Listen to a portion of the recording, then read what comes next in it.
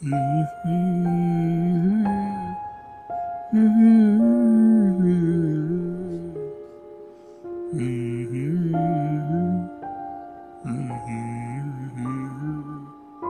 ব্যাপার, মুখ ভর্তি হাসি, গুনগুন করে গানও গাইছো। বাবুকে তো বেশ খুশি মনে হচ্ছে আজকাল। আজকে মোটামুটি ৮,০০০ টাকার উপরে বিজনেস হয়েছে। মনে হচ্ছে এই মাসটা খুব ভালোই কাটবে। বাহ, এ তো বেশ খুশির খবর দেখছি। বলেছিলাম না তোমাকে, যদি শ্বশুর মশাইয়ের বিজনেসটা স্টার্ট করো তাহলে অনেক লোকজন আসবে। শ্বশুর মশাইয়ের নাম তো খুব একটা ছোট নয়, তাই না? বাবার সাথে আমার আর তুলনা কোথায় বলো? সে অজপাড়া গা থেকে এসে এই শহরে এত ভালো একটা বিজনেস তৈরি করা, আর সেই বিজনেস করে সফল হওয়া কি চারটিখানি কথা বলো? আর আমার খালি একটাই ভয় যে এই ভালো নামটা আবার খারাপ করে না ফেলি। আহ, ফের ওসব কথাবার্তা। তোমাকে বলেছি না ওসব বলবে না। তোমার মতন সৎ মানুষ আমি আর দুটো দেখিনি গো। তুমি তোমার বাবার নাম রাখতে পারবে না তো আর কে রাখবে শুনি? বাহ, আজ সূর্য কোন দিকে উঠলো, এত প্রশংসা পাচ্ছি। আদিক্ষেতা। এই চলো না গো, ব্যবসা ভালো হওয়ার খুশিতে আমাকে একটা সিনেমা দেখাতে নিয়ে যাবে, চলো না। কথার মাঝখানে একটা কলিং বেলের শব্দ পেলাম। কে এলো আবার? দাঁড়াও তো, দেখে আসি। রোমা ঘর থেকে বেরিয়ে গেল। একটু পরে সে বলল, এই শুনছো, তোমার খোঁজ করতে একজন লোক এসেছে। এই সময় আবার কে এলো? কি জানি, গিয়ে দেখো না একবার। একরাশ কৌতূহল নিয়ে দরজায় গিয়ে দেখি একজন বয়স্ক মানুষ লাঠি হাতে দাঁড়িয়ে রয়েছে। বয়সের ভারে শরীরটা কেমন ঝুঁকে পড়েছে। আগে হ্যাঁ, বলুন। নমস্কার, কেমন আছেন? বেশ ভালোই আছি, কিন্তু আপনাকে তো ঠিক চিনতে পারলাম না। আপনি আমায় চিনবেন না? আমার নাম পরাণ, আমি বিমল বাবুর পরিচিত। আপনি নিশ্চয়ই ওনার ছেলে, তা ওনাকে একবার ডেকে দেবেন। সেটা তো আর সম্ভব নয়। উনি এই পৃথিবী ছেড়ে বিদায় নিয়েছেন বেশ কয়েক বছর হলো। সে কি, এসব তো কিছুই জানতাম না। ছি ছি ছি ছি ছি, এত বছরে একবারও খবর নেওয়া হয়নি। পরাণবাবুর কণ্ঠস্বরে স্পষ্ট ফুটে উঠেছে দুঃখ আর আক্ষেপের ছবি। বুঝতে পারলাম উনি হয়তো বাবার খুব কাছের মানুষ ছিলেন, কিন্তু আমি ওনাকে কখনো দেখিনি। কি করে চিনতেন উনি বাবাকে? বললাম, কিছু মনে না করলে একটা কথা জানার ছিল। আপনি বাবাকে কিভাবে চেনেন? বিমল আমার ছোটবেলার বন্ধু। আমি মৌরি গ্রাম থেকে এসেছি। গৌরীগ্রাম? মানে বাবার ছোটবেলার গ্রাম, যে গ্রামে বাবা বড় হয়েছেন? হ্যাঁ, সেই গ্রাম। সেজন্যই আমাদের দেখা হয়নি। আমাদের নিয়ে তো বাবা কখনোই সেই গ্রামে যাননি। হ্যাঁ, সেটা আমি জানি। আপনি ভেতরে আসুন না, এসে বসুন। গৌরীগ্রাম তো সেই কত দূরে, আপনি এত দূর থেকে এসেছেন। আসুন আসুন, ভেতরে আসুন। না বাবা, আজ আর বসবো না। আমি আসলে একটা কাজে এসেছিলাম। আমাদের গ্রামে বেশ বড় করে এক অনুষ্ঠান হচ্ছে। বিমল গ্রামে থাকাকালীন গ্রামের উন্নতিতে এত উপকার করেছে যে গ্রামের মুরব্বীরা জেদ ধরেছেন তার অনুষ্ঠানে থাকাটা চাই। আসলে কেউ জানতাম না তো যে বিমল আর নেই। এক কাজ করো না বাবা, তুমি অনুষ্ঠানে আসবে, আমরা সবাই খুবই খুশি হতাম তাহলে। আসলে আমি বাবার ব্যবসাটা আবার নতুন করে শুরু করেছি। এখানে সেসব কাজকর্ম সামলে। তুমি কোনো চিন্তা করো না, রবিবারে অনুষ্ঠান, সকাল সকাল তোমার জন্য আমরা গাড়ি পাঠিয়ে দেব।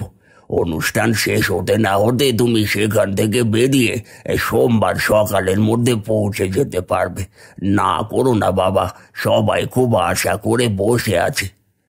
বৃদ্ধ মানুষটা এত দূর থেকে বাবাকে খুঁজতে এসেছে দেখে তাকে আর খালি হাতে ফিরিয়ে দিতে ইচ্ছে করলো না। ভাবলাম একটা দিনেরই তো ব্যাপার, গিয়ে না হয় ঘুরে আসি একবার। বেশ, আমি যাব সেখানে। বুড়ো মানুষটাকে শান্তি দিলে বাবা। আমি আসি তাহলে আজ। তোমার কাছে রোববার সকালে সময় মতো গাড়ি পৌঁছে যাবে।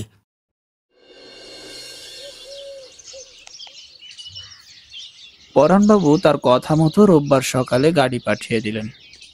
বেরিয়ে পড়লাম মৌরিগ্রামের পথে। মনটা বেশ ফুরফুরে হয়ে রয়েছে। বাবা মারা যাওয়ার ধাক্কাটা এখনো সামলে উঠতে পারিনি। তাই বাবার সাথে কাটানো সময়গুলো হয়তো আজ তার ছোটবেলার গ্রামে গিয়ে মনে পড়ে যাবে। হয়তো আমার বাবাকে নতুন করে আবার চিনতে পারবো, কে জানে।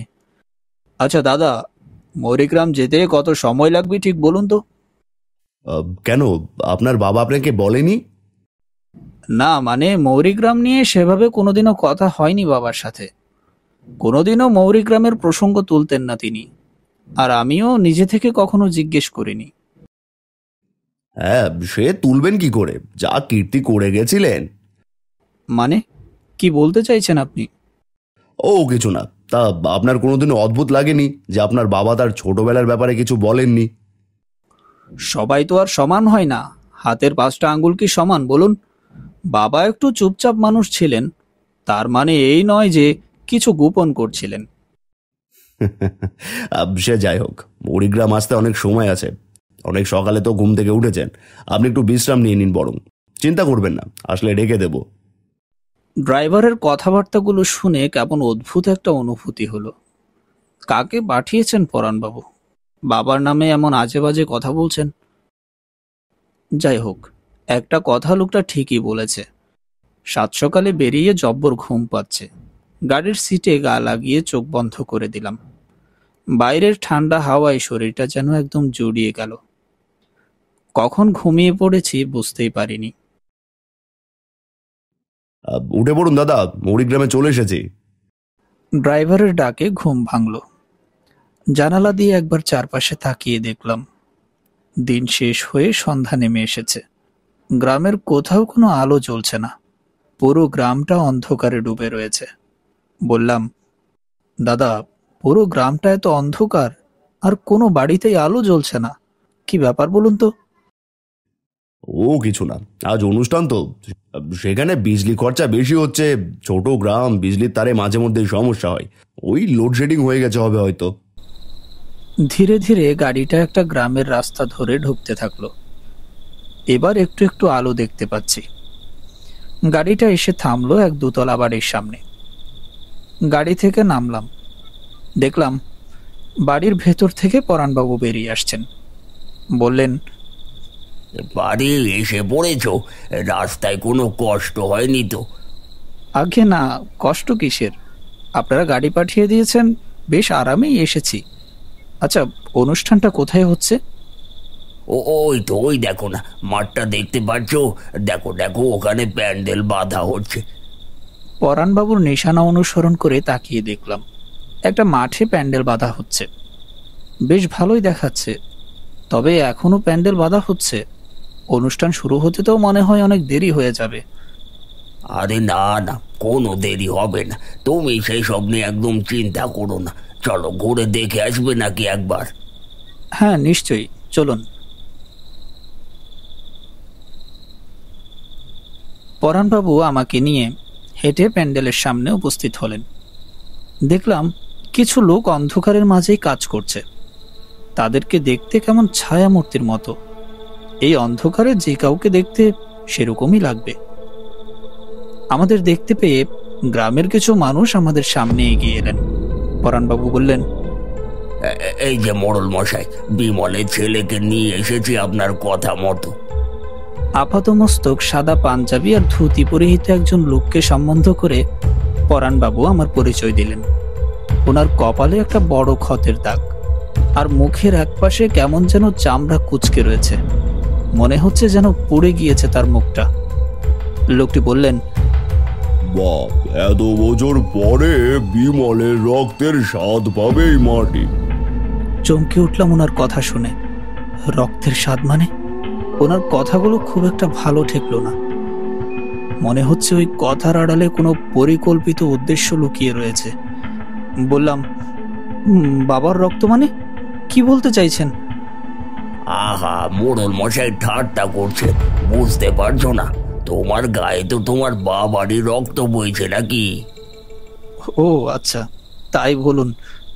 ব্যাস, তুমি এসে গিয়েছো বা আমাদের আজকের অনুষ্ঠান সার্থক হবে। অনেকদিন ধরে আমরা এই রাতটার অপেক্ষায় বসে আছি।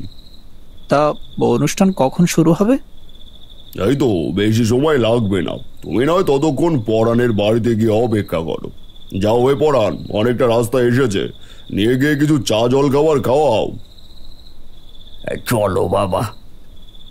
পরাণবাবুর সাথে আবারও হাঁটা দিলাম তার বাড়ির দিকে, কিন্তু মোড়ল মশাইয়ের সেই কথাটা মনের মধ্যে এখনো গেঁথে রইল। আচ্ছা পরাণবাবু, মোড়ল মশাইয়ের ওই মুখটা? ওই পোড়া দাগটার কথা জিজ্ঞেস করছো তো? সে আর বলো না, অনেক বছর আগের কথা। এই গ্রামের চিট ফান্ড নিয়ে একটা ঝামেলা হয়। গ্রামবাসীরা মোড়ল মশাইকে দোষারোপ করে।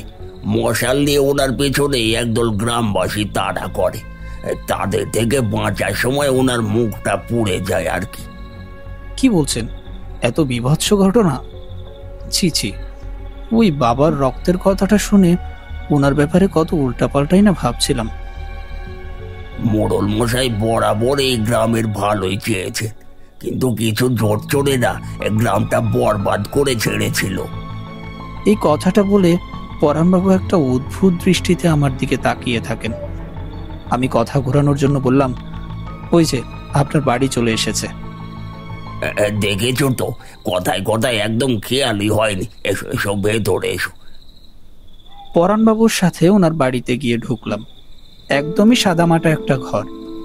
ঘরের এক কোনায় টিম টিম করে একটা মোমবাতি জ্বলছে। উনি বললেন, মাফ করো বাবা, গ্রামে মাঝে মধ্যেই লোডশেডিং হয়ে যায়। গিন্নি, ও গিন্নি, এসো দেখি একবার এদিকে। নূপুরের শব্দ তুলে একমাথা ঘোমটা দেয়া এক মহিলা এসে ঢুকলেন। বুঝলাম উনি পরাণবাবুর স্ত্রী। এই যে দেখো দিকিনি কাকে নিয়ে এসেছি। বিমল বেটা এমন লুকানো লুকিয়েছিল, বহু খুঁজে শেষমেশ তার ছেলেকে পেলাম, তাই তাকে নিয়ে এসেছি। বাবার ব্যাপারে এনারা সবাই এভাবে কথা বলছেন, তা মোটেও ভালো ঠেকলো না। কিন্তু তারপরেই ভাবলাম, ছোটবেলার বন্ধু তো, হয়তো এভাবেই কথা বলা অভ্যেস। হাজার হোক গ্রামের মানুষ। নমস্কার কাকিমা। আমার নমস্কারের উনি কোনো জবাব দিলেন না।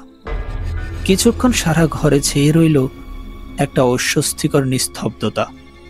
পরিস্থিতি হালকা করতে পরাণবাবু বললেন, গিন্নি দেখ, ওর জন্য রান্নাঘরে মিষ্টি এনে রেখেছে। চায়ের সাথে বেশ সাজিয়ে গুছিয়ে মিষ্টিগুলো নিয়ে এসো দেখি। তুমি একটু বসো বাবা, আমি একটু ঘুরে আসি। ওনার কথা মতো সোফায় বসে অপেক্ষা করতে থাকলাম। কিছুক্ষণ পর পরাণবাবুর স্ত্রী একটা ট্রেতে করে কয়েক রকমের মিষ্টি আর চা সাজিয়ে নিয়ে এলেন। বললাম, কাকিমা, আবার এইসবের কি দরকার ছিল? এবারও উনি একটা কথাও না বলে ভেতরে চলে গেলেন। চায়ে চুমুক দিতে কেমন একটা নোনতা স্বাদে মুখ ভরে গেল। ভাবলাম হয়তো মিষ্টিটা খেলে ভালো লাগবে। মিষ্টিতে কামড় দিতেই এই কি, মিষ্টি তো একেবারেই নষ্ট হয়ে গিয়েছে। বেশ খারাপই লাগলো। পরাণবাবু তো নিশ্চয়ই জেনে বুঝে মিষ্টি খারাপ আনেননি। প্লেটটা পাশে সরিয়ে রেখে সামনে তাকাতেই চমকে উঠলাম। পরাণবাবুর স্ত্রী কখন যে সামনে এসে দাঁড়িয়েছে দেখতেই পাইনি। কেমন একটা ঘড়ঘড়ে কণ্ঠস্বরে তিনি বলে উঠলেন, মিষ্টিটা শেষ করো। ইয়ে মানে কাকিমা, মিষ্টিটা কেমন যেন লাগছে খেতে। আমি চেষ্টা করেছিলাম খেতে, কিন্তু আমাদের দোকানের মিষ্টি, ও মিষ্টি খেতেই হবে তোমাকে। ওনার কথাটা ধমকের মতো লাগলো। ভয় পেয়ে চেষ্টা করলাম মিষ্টিটা কোনো রকমে খাবার, কিন্তু পারলাম না। পচা গন্ধে পেট পাকিয়ে বমি আসার উপক্রম হলো। সেটা দেখে কাকিমা ধপধপ করে হেঁটে ভেতরে চলে গেলেন। বুঝতে পারলাম না কি যে হচ্ছে, একটু খারাপ লাগলো। মিষ্টির কথা বলে ওনার মনে আঘাত দিয়ে ফেললাম না তো? একটু ইতস্তত করে ওনার ঘরের দিকে পা বাড়ালাম। কাকিমা, আসবো? কাকিমার সাড়া শব্দ না পেয়ে ঘরে উকি দিয়ে চমকে উঠলাম। কাকিমার দেহটা ফ্যান থেকে ঝুলে রয়েছে। গলায় দড়ি দিয়েছেন উনি। চোখ দুটো ঠিকরে বেরিয়ে আসছে। কি করব বুঝে না পেয়ে ছুটে বেরোলাম ঘর থেকে, গ্রামের লোকজনদের সাহায্যের জন্য ডেকে আনবো বলে। ঘর থেকে বেরোতেই পরাণবাবু পথ আটকে দাঁড়ালেন। বললেন, কোথায় চললে এত তাড়াতাড়ি? কাকু, ভালোই হয়েছে আপনি এসেছেন। তাড়াতাড়ি চলুন, কাকিমা ওদিকে। এসব তো তোমার বাবার জন্যই হয়েছে। অনেক আশা করে তার চিট ফান্ডের টাকা পয়সা জমিয়েছিলাম। ভেবেছিলাম সময় মতো তুলে মিষ্টির দোকানটা আরো বড় বানাবো, কিন্তু জানতাম না যে ছোটবেলার বন্ধু আমার সাথে জোর চুরি করে সব টাকা পয়সা নিয়ে পালিয়ে যাবে। ব্যবসার পুরো মূলধনটাই ওর হাতে তুলে দিয়েছিলাম আরো লাভের লোভে। তো তারপর কি হয়েছিল? তারপর মিষ্টি আর আগের মতো ভালো হতো না, যতই চেষ্টা করি না কেন। আর কিভাবেই বা হবে? সস্তা জিনিস কিনে মিষ্টি বানালে তার জোর তো থাকবেই না। খদ্দেরও কমতে লাগলো। দিনের পর দিন বাক্স ভর্তি মিষ্টি পড়ে থাকতো, পচে যেত। একদিন এক খদ্দেরের বাড়ির অনুষ্ঠানে পচা মিষ্টি যাওয়ার জন্য বাড়ি বয়ে এসে গিন্নিকে অপমান করে গেল। আর সইতে পারেনি। সেদিন রাতেই গলায় দড়ি দেয়, আর তারপর অনুশোচনায় আমিও তার পথ ধরি। দুদিন পরে ইঁদুর মারার বিষ খেয়ে নিই। এসব আপনি কি বলছেন? হঠাৎ দেখি পরাণবাবুর চেহারাটা কেমন ফ্যাকাশে নীলবর্ণ ধারণ করেছে, মুখ দিয়ে বেরিয়ে আসছে গ্যাজলা, চোখ দুটো যেন মরা মাছের চোখ। সেই রূপ নিয়ে তিনি আমার দিকে এগিয়ে আসতে থাকলেন, বললেন, অনেক খুঁজেছি তোর বাবাকে।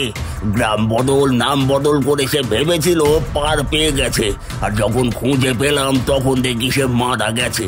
আর যখন সে নেই, তার পাপের প্রায়শ্চিত্ত তুই কর। এই বলে উনি আমার টুটি টিপে ধরলেন। শ্বাসরোধ হয়ে আসতে থাকলো। কোনো রকমে ছাড়িয়ে এক দৌড় দিলাম। দৌড়তে দৌড়তে এসে পৌঁছলাম একটা অন্য রাস্তায়। দেখলাম একটা রিক্সা। দাঁড়ান, নিয়ে যান। আরে কি হয়েছে বাবু, কোথায় যাবেন? এখানে আশেপাশে কোনো স্টেশন থাকলে সেখানে নিয়ে চলুন আমাকে। বসুন বসুন বসুন। তাড়াতাড়ি রিক্সায় চেপে বসলাম। রিক্সা চলতে শুরু করলো। দাদা, একটু জোরে চালান না। হ্যাঁ যাচ্ছি দাদা। আপনি তো হাঁপাচ্ছেন কেন? ওই পরাণবাবুর বাড়িতে। পরাণবাবু আজ থেকে সেই কত বছর আগে মারা গেছেন। ওনার বন্ধু বিমল গ্রামের কত লোকের লোকসান করেছে, সাথে সাথে ওনারও। শেষমেশ তারা আত্মহত্যা করতে বাধ্য হয়েছে। বিমল আর পরাণ দুজনারই তখন 21 বছর বয়স। বিমল ঠিক করে চিট ফান্ডের ব্যবসা শুরু করবে। বিমল ছিল আমাদের গ্রামে সবচেয়ে বেশি পড়ালেখা করা ছেলে। আমরা সবাই খুব উৎসাহে তার কাছে টাকা জমা রেখেছিলাম। অনেক বড় বড় স্বপ্ন দেখিয়েছিল, কিন্তু কি হয়েছিল তার সাথে? কিন্তু শেষ অবধি যখন সুদে আসলে টাকা ফেরত দেওয়ার কথা, তখন আমরা বুঝতে পারি সে গ্রামের মানুষের সব টাকা পয়সা নিয়ে পালিয়ে গিয়েছে। এক গ্রামের মোড়ল মশাই তাকে সব থেকে বেশি উৎসাহ দিয়েছিলেন, এমনকি চিট ফান্ডের ব্যবসা শুরু করার জন্য সাহায্য পর্যন্ত করেছিলেন। যখন বিমল পালিয়ে যায়, গ্রামের সবাই ভাবে এতে মোড়ল মশাইয়ের হাত আছে। ক্ষুব্ধ গ্রামবাসীরা মোড়ল মশাইয়ের বাড়ির সামনে জমায়েত হয়। মোড়ল মশাই পালাতে গিয়েও পারেন না। গ্রামবাসীরা তাকে পিটিয়ে মেরে ফেলে আর তার বাড়িতে আগুন ধরিয়ে দেয়। কথা বলতে বলতে রিক্সাটা হঠাৎ করে দাঁড়িয়ে পড়ে। তাকিয়ে দেখি এক শ্মশান ঘাটে এসে পৌঁছেছি। সারি সারি চিতা জ্বলছে সেখানে। শ্মশানের ভেতর থেকে একদল ছায়ামূর্তি আমাদের দিকে এগিয়ে আসছে। তাদের সামনে রয়েছে পরাণবাবু আর মুরল মশাই। বললাম, দাদা, আপনাকে স্টেশনে নিয়ে যেতে বলেছিলাম, আপনি এই কোথায় নিয়ে এলেন আমাকে? ওরে, তোর বাবা আমারও টাকা নিয়ে পালিয়েছিল রে। কি ভেবেছিলিস তোকে ছেড়ে দেব? এই শ্মশানে হাজার হাজার মানুষের চিতা জ্বলেছে এক সময়। সেই মানুষেরা যারা তোর বাবার জোর চুরির কারণে আত্মহত্যা করেছিল, আজ আমাদের তোকে চিতায় চড়ানোর পালা। ছায়ামূর্তিগুলো আমার দিকে এগিয়ে আসতে থাকে ধীরে ধীরে। আমি চিৎকার করে উঠি, বাঁচাও, কে আছো, বাঁচাও আমাকে। হঠাৎই তাদের উপরে পড়ে একটা তীব্র হেডলাইটের আলো। ছায়ামূর্তিগুলো কোথায় যেন মিলিয়ে গেল। দেখি একটা গাড়ি ব্রেক কষে দাঁড়ালো আমার সামনে। সে গাড়ি থেকে একজন লোক নেমে আসলো, বলল, আরে আরে, কি হলো মশাই, কি করছেন কি আপনি এখানে? মানে ওই লোকগুলো। কোন লোক? এখানে আশেপাশে কেউ থাকে না। দেখুন একবার, ক্ষেতের পর ক্ষেত ভরে রয়েছে। চারপাশে একবার তাকিয়ে দেখলাম, সত্যিই তো চারদিকে শুধু ক্ষেত রয়েছে। শ্মশান, গ্রাম, রাস্তাঘাট, কোনো মানুষের চিহ্ন অবধি নেই। কিছু না, আমায় কাছাকাছি কোনো স্টেশন থাকলে একটু নামিয়ে দিতে পারবেন? পথ হারিয়ে এখানে চলে এসেছি।